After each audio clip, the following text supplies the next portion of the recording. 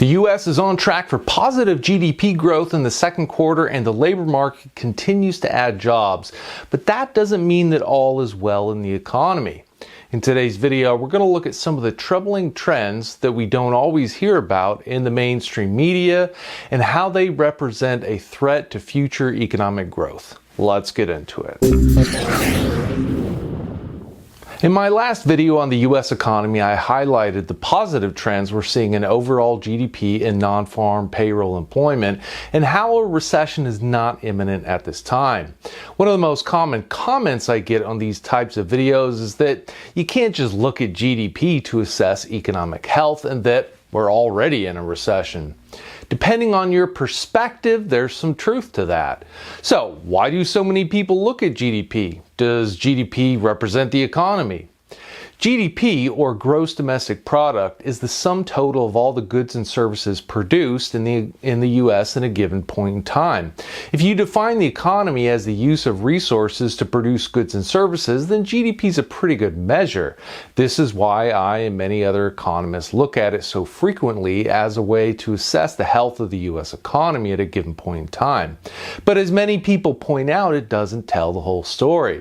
Let's take a look at some other economic data to show you what I mean. We'll start with the labor market. We often hear about the headline non-farm payroll job numbers each month, but just looking at total job numbers doesn't always tell us how healthy the labor market is. Here's a graph of all employed persons working part-time. It's pretty much at an all-time high. In a healthy labor market, do we want to be producing part-time jobs or full-time jobs? I'm guessing most people want a full-time job. But maybe we have more part-time jobs just because our population is higher now. Another way to look at it is as a percent of all employed persons. When we do that, we can see that it is not at an all-time high, but it is on the rise. These previous peaks have coincided with recessions. While this measure is not in recessionary territory right now, it is trending higher. That's not the sign of a healthy labor market. Here's another one, the total number of employed persons holding more than one job.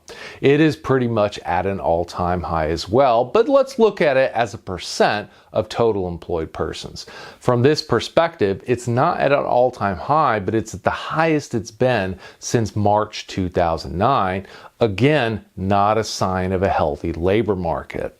So even though we are seeing the total number of jobs increasing, which is good, when we dig into the data more, we can get the trends of part-time jobs having to work more than one job and that they're on the rise.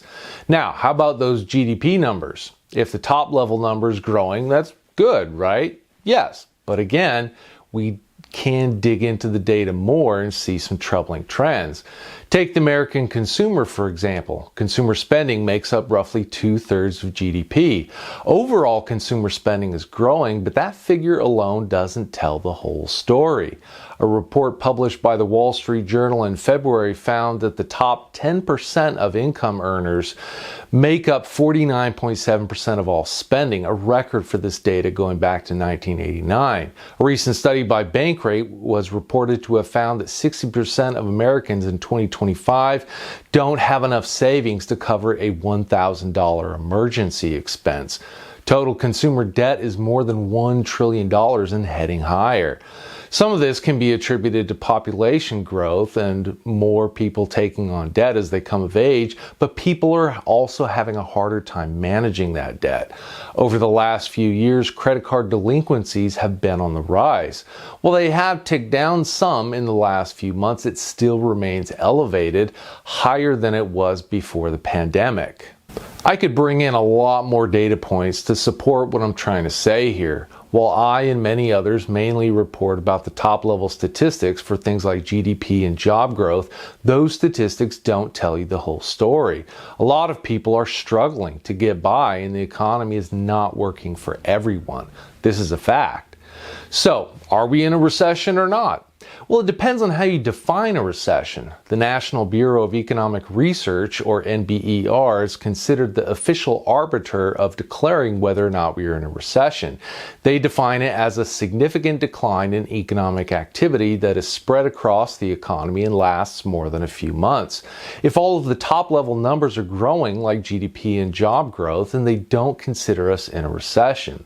Now, some of you may disagree with this definition, and you may have your own definition of what a recession looks like that's more in line with the indicators I've highlighted in this video.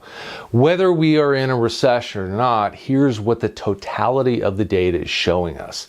The U.S. economy continues to grow in terms of the total number of goods and services produced. The U.S. economy continues to add to the total number of people employed.